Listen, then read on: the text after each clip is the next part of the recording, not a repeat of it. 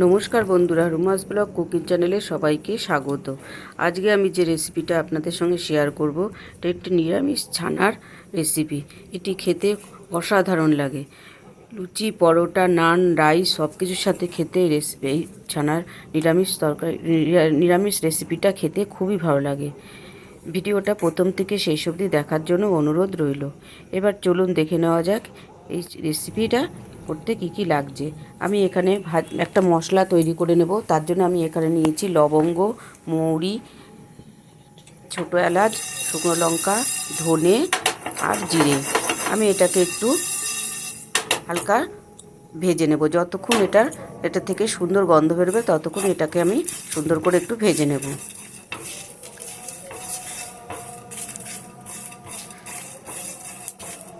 এটাকে ততক্ষণই ভাজবো যতক্ষণ না এর থেকে সুন্দর গন্ধ বেরোয়। ততক্ষণ এটাকে আমি একটু ভালো করে ভেজে নেব। দেখুন একটু হালকা হালকা লাল লাল হয়ে গেছে। এবারে আমি এটাকে ঠান্ডা করতে দেব।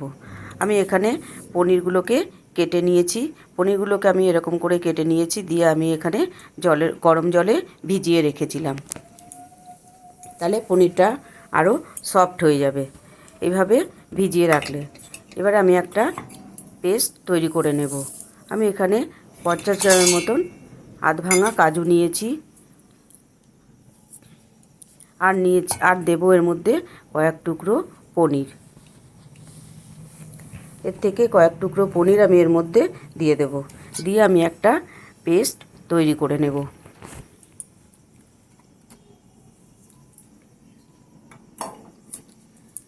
এদিকে আমি গ্যাসে একটা তাওয়া বসিয়ে দিয়েছি। তার মধ্যে আমি এখানে অল্প পরিমাণে সাদা তেল দিয়ে দিয়েছি, আর দিয়েছি 1 চামচি মতন ঘি। আর এখানে আমি কিছু ক্যাপসিকাম নিয়েছি, হলুদ ক্যাপসিকাম, রেড ক্যাপসিকাম, আর নিয়েছি সবুজ ক্যাপসিকাম। আমি এগুলো এর মধ্যে হালকা করে একটু ফ্রাই করে নেব। এগুলো একটু হালকা করে আমি একটু ফ্রাই করে নেব, যতক্ষণ না এর থেকে একটু কাঁচা গন্ধটা যায় ততক্ষণ আমি একটু এগুলো ফ্রাই করে নেব। দেখুন এগুলো একটু হালকা করে ফ্রাই করে নেওয়া হয়ে গেছে। এবারে আমি অন্য একটা পাত্রের মধ্যে এগুলোকে তুলে রেখে দেবো।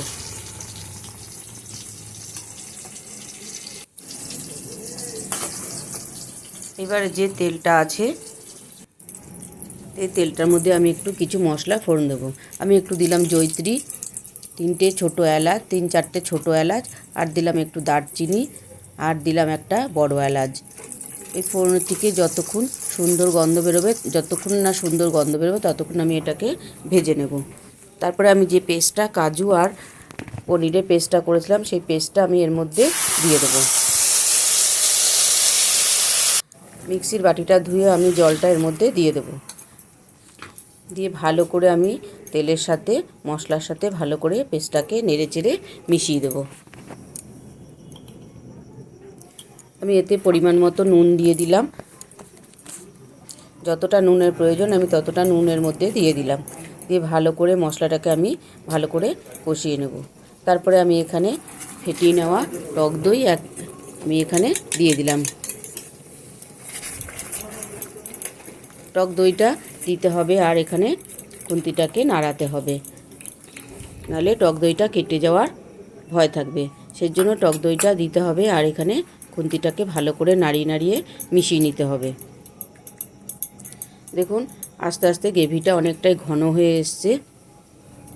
এইভাবে গ্রেভিটাকে ভালো করে কষিয়ে নিতে হবে।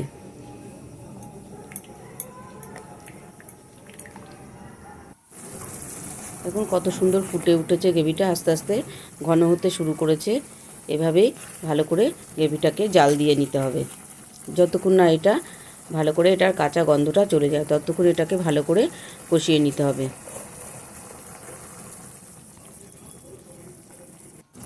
দেখুন আমি এর মধ্যে 1 চামচি মতন গোলমরিচ আমি এর মধ্যে দিয়ে দিলাম। আপনারা চাইলে কালো গোলমরিচের গুঁড়ো এর মধ্যে দিতে পারেন।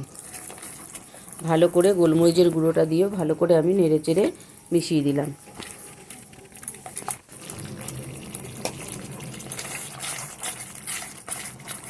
আমি এতে স্বাদ মতন একটু চিনি দিয়ে দিলাম।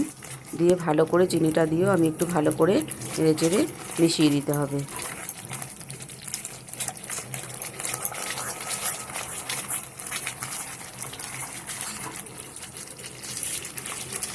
ভালো করে মিশিয়ে দেওয়া হয়ে গেছে।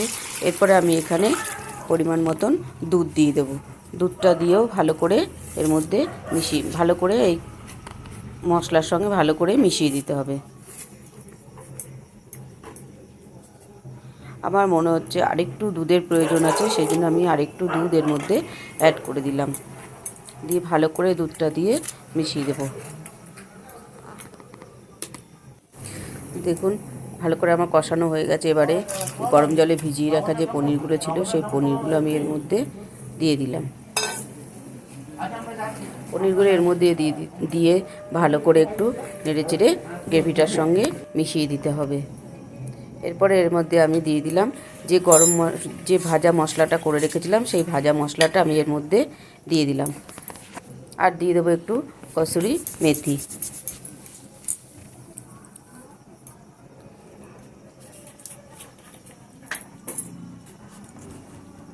আর দিয়ে দেবো একটু এলাচের গুঁড়ো, অল্প একটু এলাচ গুঁড়ো আমি এর মধ্যে দিয়ে দিলাম। দিয়ে ভালো করে সমস্ত কিছু মশলা দিয়ে ভালো করে নেড়েচেড়ে গ্রেভিটার সঙ্গে পনিরগুলোকে ভালো করে মিশিয়ে দিতে হবে। এরপরে যে ক্যাপসিকামগুলো ভেজে রেখেছিলাম সেই ক্যাপসিকামগুলো এর মধ্যে আমি দিয়ে দিলাম। তৈরি হয়ে গেল আমার নিরামিষ একটা পনিরের রেসিপি। এটি খেতে দুর্দান্ত হয়। ভিডিওটা ভালো লাগলে লাইক করবেন, শেয়ার করবেন, কমেন্ট করবেন। প্লিজ চ্যানেলটাকে সাবস্ক্রাইব করবেন।